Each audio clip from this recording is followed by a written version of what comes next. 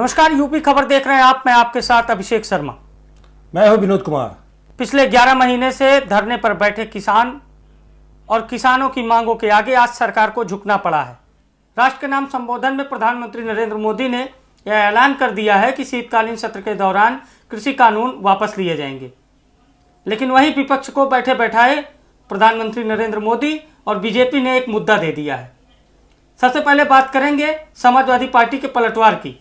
Samajwadi party के प्रवक्ता अनुराग भदौरिया ने कहा कि क्या सरकार के कृषि कानून वापसी के बाद जो पीड़ित किसान हैं उनके दर्द पर मरहम लग जाएगा?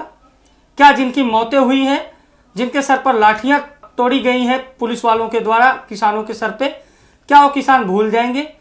क्या 11 महीने से जो किसान पीड़ा झेल रहा है वह इस कृषि कानून वापसी के बाद उसके दर्द पर मरहम लग जाएंगे? वहीं आम आदमी पार्टी के राज्यसभा सांसद संजय सिंह ने भी सवाल खड़ा किया है। कांग्रेस पार्टी ने भी सवाल खड़ा किया। वहीं बीजेपी इस मुद्दे पर पीएम के ऐलान के बाद बोलने से बच रही और जो कोई बोल भी रहा है वह लगातार बैकफुट पर नजर आ रहा है। खास चर्चा करने के लिए हमारे साथ सीनियर जर्नलिस्ट विनोद कुमार जी मौजूद हैं। सर, बहुत बहुत स्वागत है आपका। धन्यवाद। विनोद जी, सबसे पहले शुरुआत यहीं से करेंगे कि 11 महीने पहले जब ये किसान धरने पर बैठे तो इन्हें खालिस्तानी कहा जाता था। बीजेपी के तमाम बड़े नेता कहते थे विदेशों की फंडिंग पर राकेश टिकैत आंदोलन चला रहे हैं। आरोप लगता था कि विपक्ष के द्वारा प्रोत्साहित आंदोलन है। जब विपक्ष के द्वारा प्रोत्साहित आंदोलन था तो आज बीजेपी को पीछे क्यों हटना पड़ा? क्या 5 राज्यों में चुनाव करीब है इस वजह से? देखिए अभिषेक, ये बहुत बड़ा मुद्दा है। पिछले 1 सालों से तकरीबन 1000 से ज्यादा किसानों की मौतें हो गई हैं। इसमें जब आंदोलन छिड़ा था तब यही बीजेपी के लोग हैं, यही बीजेपी के बड़े नेता हैं, जो अपना एक अहमियत रखते हैं बीजेपी में, वही कहते नजर आते थे ये जो किसान है, ये आंदोलन पर बैठे हैं, ये किसान ही नहीं है, और जो एक धरने पर बैठे हैं ये खालिस्तानी हैं, ये जो धरने पर बैठे हैं ये आतंकवादी हैं। ऐसी कई बदजुबानी सुनने को मिली थी इन्हीं के लोगों के बारे में, जिनको नहीं, अब उन्हीं सियासतदानों से विनोद जी ये भी सवाल होना चाहिए कि जब वो खालिस्तानी थे, जब आतंकवादी थे, तो बीजेपी जो खुद को सबसे बड़ी राष्ट्रभक्त पार्टी बताती है, कहती है भारत माँ के सम्मान में बीजेपी कुर्बान है, तब क्या बीजेपी उन्हीं खालिस्तानियों के सामने झुक गई? बीजेपी उन्हीं आतंकवादियों के सामने झुक गई? देखिए, मैं यही बता रहा हूं आपको कि जिस तरीके से आज प्रधानमंत्री नरेंद्र मोदी का जो बयान आया है कि वो कृषि कानून, जो तीनों कानून है, वापस लेंगे, और इस पे माफी भी मांगा है उन्होंने उन किसानों से जो धरने पर बैठे हैं, और उनसे अपील की है कि वो अपने घर को जाए। जो वापस किसान बिल है वो उसको वापस ले लिया जाएगा, अगले सत्र में वापस लिया जाएगा। तो इस पर जो किसान नेता राकेश टिकैत है, उन्होंने अपनी प्रतिक्रिया भी दी है ट्विटर पर कि तब तक हम वापस नहीं जाएंगे जब तक ये पूरी तरीके से लिखित तौर पर नहीं मिल जाएगा, और एमएसपी को लेकर बात नहीं करेंगे हमसे, उनके जो मुद्दे हैं उन पे लेकर सरकार बात नहीं करेगी। देखिए, ये बड़ा मुद्दा है कि जो एमएसपी को लेकर के जब राकेश टिकैत प्रधानमंत्री के स्टेटमेंट पर अपना जो बयान देते हैं, कहते हैं कि किसानों की बात करने वाली जो बीजेपी सरकार है अब जो बात कर रही है, ऐसे पहले अगर बात कर लेती, हालांकि कई बार किसानों से बात करने के लिए बुलाया गया था। बात नहीं, एक चीज विनोद जी आपसे भी जानेंगे कि पश्चिमी यूपी का जो जाट वोट बैंक है, सबसे बड़ा वोट बैंक है पश्चिमी उत्तर प्रदेश में जाट वोट बैंक, और 136 सीटों पर 100 सीटों पर सीधे सीधे प्रभाव डालता है। जाटों ने बीजेपी के नेताओं की गाड़ियां नहीं घूमने दी अपने क्षेत्र में। वही जाट जो 2013 के दंगे के बाद 14, 17 और 19 के चुनाव में बीजेपी का झंडा बुलंद कर रहा था, वही जाट और उसी जाट किसानों ने ऐसी स्थिति पैदा कर दी कि बीजेपी के बड़े बड़े नेताओं की रैलियां रद्द होने लगी, वहां पर कुर्सियां फेंकी जाने लगी, गाड़ियां नहीं घूमने दी जा रही थी। क्या बीजेपी के लिए किसानों की सहानुभूति से बड़ा चुनाव है? क्या यह फैसला चुनाव के मद्देनजर लिया गया है, या अगर किसानों के प्रति आप सच में संजीदा थे तो ये पहले भी हो जाना चाहिए था? देखिए, बिल्कुल इस बात से बिल्कुल नकारा नहीं जा सकता कि चुनाव सामने है, ऐसे में बीजेपी का ये एक तरह का स्टंट माना जाएगा, क्योंकि चुनाव सामने है। उत्तर प्रदेश में कई ऐसे जनपद हैं जो किसान बाहुल्य क्षेत्र है, जैसे पश्चिमी उत्तर प्रदेश में ज्यादातर जो संख्या है वो किसानों के, बड़े बड़े किसान हैं। राकेश टिकैत भी आते हैं, वहीं से किसानों की जो राजनीति शुरू होती है, जो किसानों के बड़े नेता हैं वो पश्चिमी उत्तर प्रदेश से आते हैं। वो पूरे देश में राकेश टिकैत जो कि ताल ठोक रहे थे उत्तर प्रदेश से लेकर के वेस्ट बंगाल तक, पश्चिम बंगाल तक, और भी जो जहां भी उन्होंने कहा था जहां पर भी चुनाव होगा वहां पर वो बीजेपी के खिलाफ मोर्चा खोलेंगे और बीजेपी को हार दिलाने की कोशिश करेंगे। तो किसानों का बड़ा जत्था होता है जो उनसे मिल भी रहे थे, हर जगह पर अपनी रैलियां कर रहे थे। अभिषेक आपको बता दें कि जो किसान आंदोलन को लेकर के बड़े सवाल उठ रहे थे,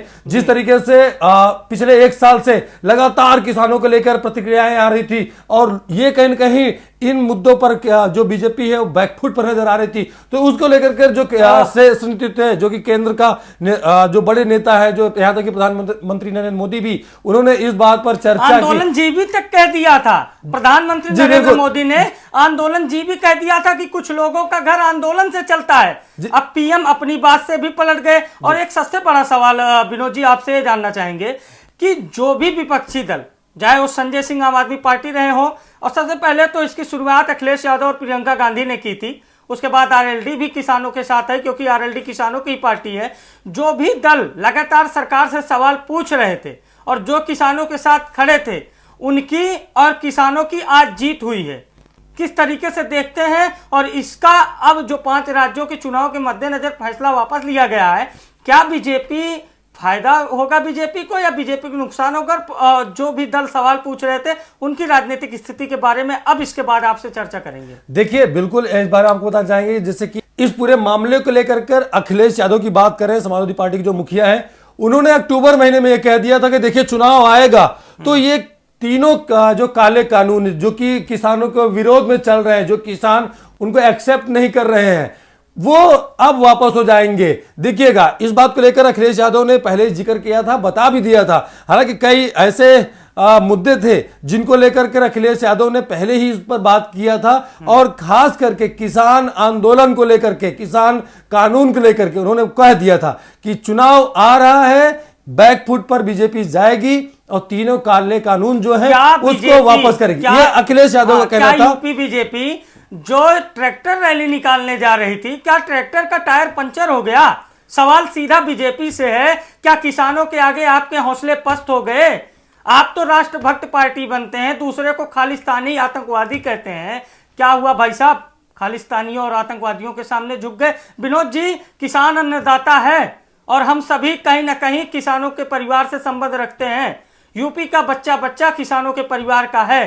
तो आप एक चीज ये बताइए कि किसान खालिस्तानी, किसान आतंकवादी, आज आप झुक गए, क्या मुंह दिखाएंगे आप राष्ट्रभक्त प्रेमियों को जो आपके सोशल मीडिया पर ट्रेंड करते हैं? विनोद जी देखिए, बिल्कुल जो किसान प्रधान हमारा देश है, जो किसानों का देश हमारा है, यहीं से ऐसे ऐसे दिग्गज नेता पैदा हुए हैं, किसानों का आंदोलन किया उन्होंने और बड़ी बड़ी क्रांति लाई, वो सब किसान थे। किसानों का देश, किसान प्रधान देश हमारा कहा जाता है। किसानों से ही सब कुछ मिलता है, यहाँ तक कि उनकी जो पैदावार होती है उसी से हमारे जो देश के सब लोग आज जहां पर है बड़े बड़े नेता बन गए, बड़े बड़े बिजनेसमैन बन गए, तो किसानों की देन है। किसानों को लेकर के यहाँ पर उस तरह का व्यवहार नहीं होना चाहिए जिस तरह का व्यवहार बीजेपी सरकार कर रही थी। आज प्रधानमंत्री नरेंद्र मोदी ने माफी मांगी है किसानों से, उन्हीं किसानों से जिनको खालिस्तानी कहा जाता था, जिनको आतंकवादी कहा जाता था, जिनको आंदोलन जीवी कहा जाता था। मुख्यमंत्री योगी आदित्यनाथ ने और अभिषेक आपको बताऊंगा, ये वही लोग हैं, ये किसान आंदोलन को लेकर के जिस तरीके से बीजेपी के नेता, बीजेपी के जो प्रवक्ता होते हैं, जो राष्ट्रीय हो चाहे प्रदेश के हो, वो कहा करते थे कि ये किसान ही नहीं है। आज उन्हीं लोगों को प्रधानमंत्री नरेंद्र मोदी ने अपने मुखारबिंदु से कहा है कि ये किसान ही है, ये किसान ही है, ये किसान को घर वापस जाना चाहिए। ये तमाम जो आपको रोकेंगे बीच में, और मैं लगातार सोशल मीडिया पर बना रहता हूं। किसी ने 4 पंक्तियां लिखी थी आज के 1 सप्ताह पूरे ही, एक सप्ताह पहले ही किसी ने 4 पंक्तियां लिखी थी विनोद जी। उसने लिखा था कि तोपखाने की बारूद ढह जाएगी मेरे इन किसानों के पसीने के सामने। तो क्या जो किसानों का पसीना है उसके सामने सरकार के तोप खाने की बारूदें ढह गई? क्या सरकार के मंसूबे फेल हो गए? क्या सरकार को लगने लगा कि किसान छुट्टी कर देगा 5 राज्यों से, क्योंकि पंजाब में जो सर्वे आए, पंजाब सबसे बड़ा कृषि प्रधान क्षेत्र माना जाता है, 5 नदियों का प्रदेश माना जाता है, वहां पर बीजेपी शून्य पर सिमटती हुई नजर आ रही थी। यूपी के सर्वे में, पश्चिमी यूपी में भी बीजेपी पीछे नजर आने लगी, बड़ा नुकसान देखने को मिल रहा था। समाजवादी पार्टी और अन्य दल अब अग्रसर होने लगे थे। क्या बीजेपी का चुनावी स्टंट, आखिरी सवाल है विनोद जी आपसे, चुनाव में काम करेगा या खुद की कुल्हाड़ी खुद का सर काटेगी? देखिए, ये मुद्दा जो है बहुत बड़ा मुद्दा है, आज की सबसे बड़ी खबर मानी जा रही है। आज की नहीं, आने वाले जो चुनाव में ऐसे कई मोड़ आएंगे जिन पर यह मुद्दा जरूर असर करेगा, लेकिन और भी ऐसे कई मुद्दे हैं जिनको लेकर के अखिलेश यादव हो या फिर प्रियंका गांधी या फिर ऐसे जो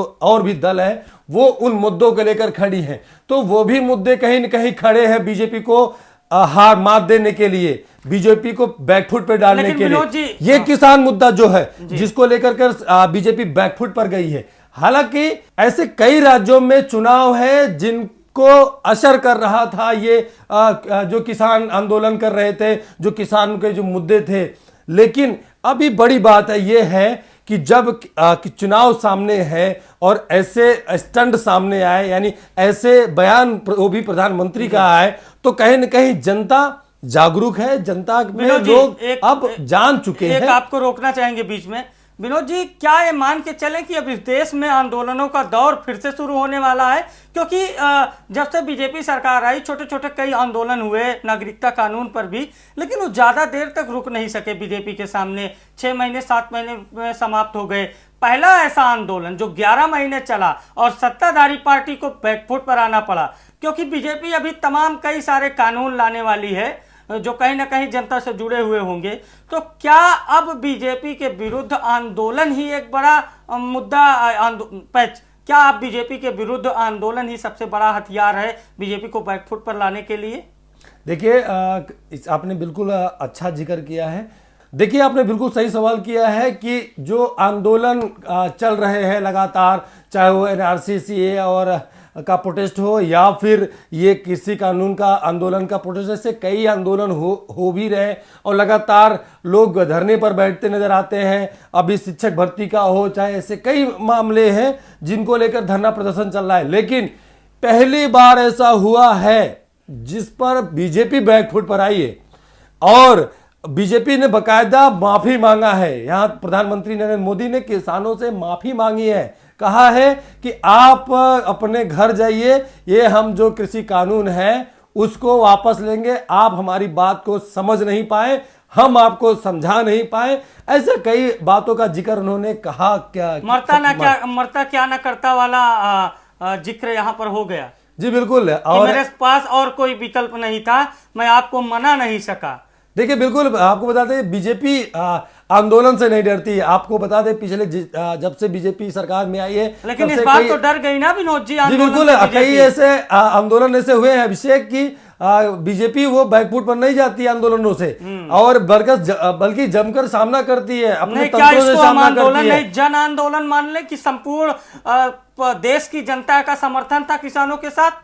देखिए, कहीं न कहीं इन मुद्दों को लेकर जो किसान आंदोलन में बैठा था, बीजेपी ने बहुत प्रयास किया अपने सोशल नेटवर्क के जरिए, अपने जो बल्कि छोटी छोटी जो किसान यूनियन थी उनको भी साथ में ला लिए थे, बिल्कुल फायदा गिनाने के लिए। बिल्कुल, देखिए वही बता रहा हूं आपको कि जिस तरीके से क्या बीजेपी ने प्रयास किया, पहले किसानों को बुलाया, फिर उनसे बात किया और बात नहीं बनी। जब किसान के बड़े नेता तो जो आंदोलन कर रहे थे, जो अगुवाई कर रहे थे, उनको बात समझ में नहीं आई, उन्होंने उनकी शर्तें नहीं मानी कि हम इस तीनों कानून को वापस कर दिए जाए, तो वो आंदोलन जारी रहा। उसी बीच कई ऐसे गुटों को बीजेपी ने अपने फेवर में कर लिया, ऐसे कई संगठनों को बीजेपी ने अपने फेवर में कर लिया जो कि नारे लगाते नजर आए। एक चीज आपसे कहेंगे कि जब सत्ता विरोधी लहर चलती है तो गुट नहीं, आप किला खड़ा कर दें वो भी ढह जाता है जन आक्रोश के सामने। आपको रोकना चाहूंगा और चर्चा को यहीं समाप्त करना चाहूंगा। आज पूरे दिन यूपी खबर पर आप बने रहिए, पल पल की अपडेट आपको देते रहेंगे।